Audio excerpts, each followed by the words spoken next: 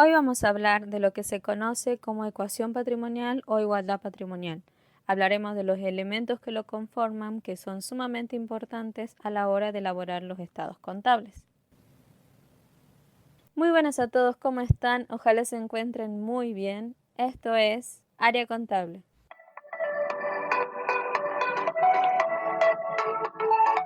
La ecuación patrimonial nos indica que existe un activo, un pasivo y un patrimonio neto, que son elementos que conforman la ecuación patrimonial. Sería activo igual a pasivo más patrimonio neto. Como punto de partida, vamos a ir viendo cada elemento que lo conforma, que es necesario entender y comprender a la hora de elaborar los estados contables. Tenemos por un lado el activo. Los activos son todos los bienes económicos que pueden ser materiales e inmateriales, que podemos dividirlo en bienes por un lado y derechos que posee la organización por el otro.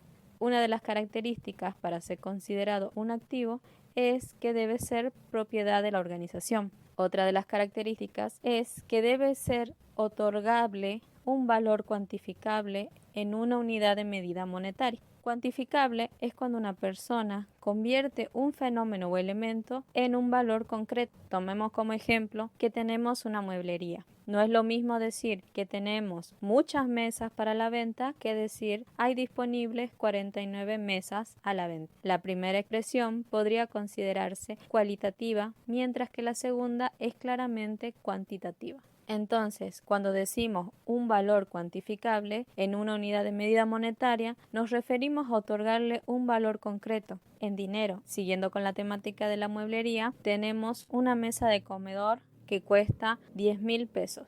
Resumiendo, un activo tendrá valor cuando pueda ser canjeado por dinero o por otro activo o ser utilizado para cancelar una obligación. También cuando se lo pueda emplear para una actividad productiva. Tiene valor cuando representa dinero o tiene aptitudes para poder generar flujos positivos de dinero. Como ejemplo de bienes tenemos el dinero que tiene la organización, tanto dinero físico como también que tenga dinero en los bancos, la mercadería, si es que son productos que compra la empresa, por ejemplo, para posteriormente vender.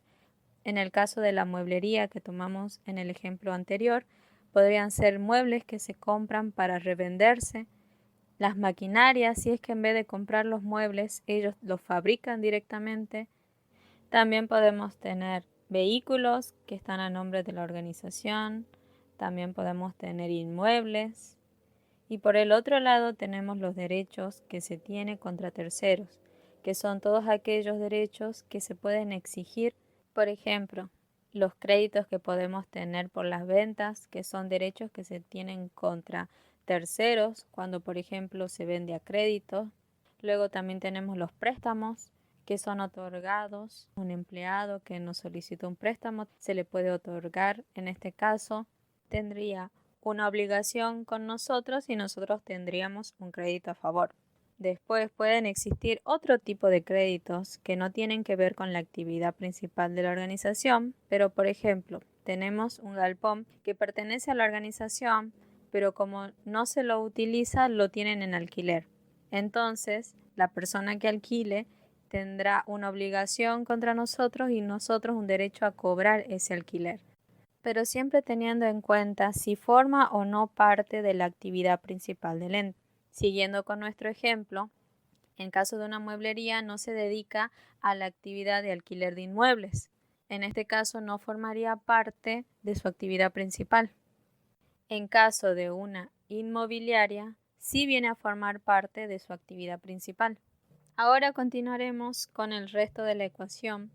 Si por un lado tenemos los bienes y derechos con los que cuenta la empresa para poder realizar su actividad económica, por el otro lado tenemos las obligaciones, que pueden ser contra terceros, ajenos a la organización,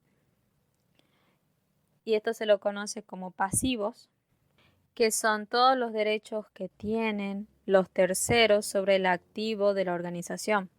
O podemos tener obligaciones contra los dueños de la empresa, que son los derechos que tienen los propietarios sobre el activo. Aquí realizaremos un pequeño paréntesis.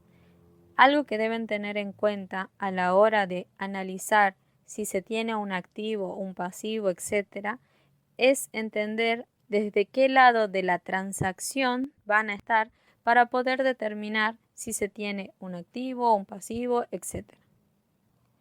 Ahora, siguiendo con la explicación, como pasivo podemos considerar las deudas que tenemos en el giro normal de la actividad. Por ejemplo, tenemos un proveedor que nos permite pagarle en cuotas, nos otorga la mercadería y siguiendo con nuestro ejemplo podría ser que nos entregan las mesas para la mueblería y nosotros le pagamos en cuotas a él.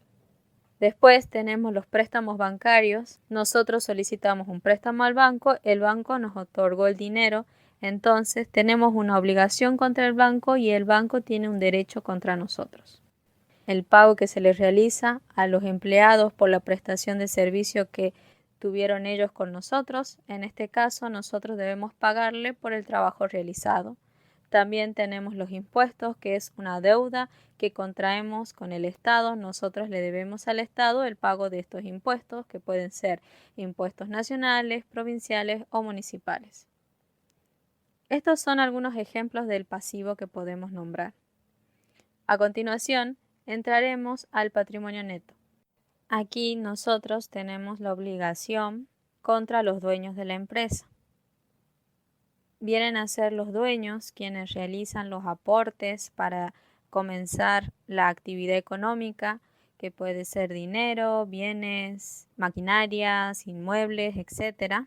Con esto se comienza en la organización, que es su inversión inicial, para empezar la actividad económica. Entonces, la organización tiene una obligación con los dueños. Por ejemplo, el capital, que recién mencionamos, que serían todos los aportes que realizaron los socios a la hora de la constitución de la organización. También podemos encontrar aquí el resultado del ejercicio, que si es un resultado positivo, se obtuvieron ganancias, entonces se tiene la obligación de entregarle a los dueños para que ellos tomen la decisión, ya sea de distribuirla a esa ganancia o de reinvertirla para el crecimiento de la organización. Ellos realizan esta discusión ya sea en una reunión de socios o en una asamblea ordinaria. Esto es la ecuación patrimonial básica. Lo vamos a entender como un punto de partida en términos generales que nos servirá para la elaboración de los estados contables. ¿Y dónde se puede ver este detalle de cómo están compuestos el activo, el pasivo, el patrimonio neto en una organización? Se lo puede ver en un plan de cuentas, que son códigos que van a agrupar a cada uno de los elementos que conforman la ecuación patrimonial.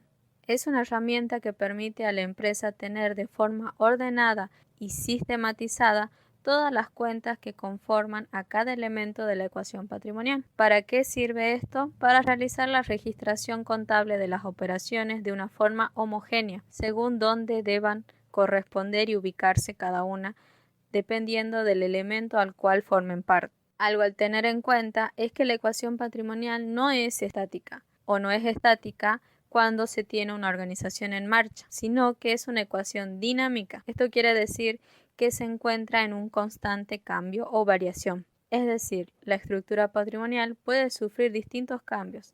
En algunos puede variar la estructura del activo, la estructura del pasivo, etc.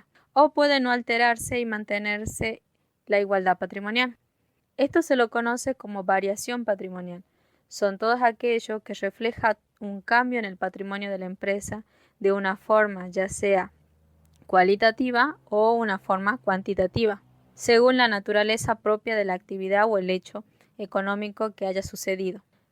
Podemos clasificar las variaciones patrimoniales en variaciones permutativas, que son aquellas operaciones que provocan variaciones de carácter cualitativa, que no afecta a la estructura patrimonial, no la modifica. Después tenemos las modificativas, que alteran cuantitativamente el patrimonio, ya sea que aumenten como ganancias o disminuyan como pérdidas, por consecuencia de algún hecho económico que cause el mismo. Después tenemos las mixtas, que son operaciones que se producen simultáneamente, que es una variación permutativa y una modificativa en el patrimonio. Puede variar en una ganancia o en una pérdida. Y con esto concluimos el video del día de hoy. En la descripción les dejaré el enlace para que puedan descargar un cuadro que viene a ser un plan de cuentas modelo para que lo puedan ver y tomar de ejemplo si así lo desean. Espero que el video les haya gustado y por sobre todo les haya servido. Si es así, no se olviden de dejar un me gusta. Si tienen alguna duda o consulta, pueden dejármela en los comentarios. Desde ya, muchas gracias y nos estamos encontrando.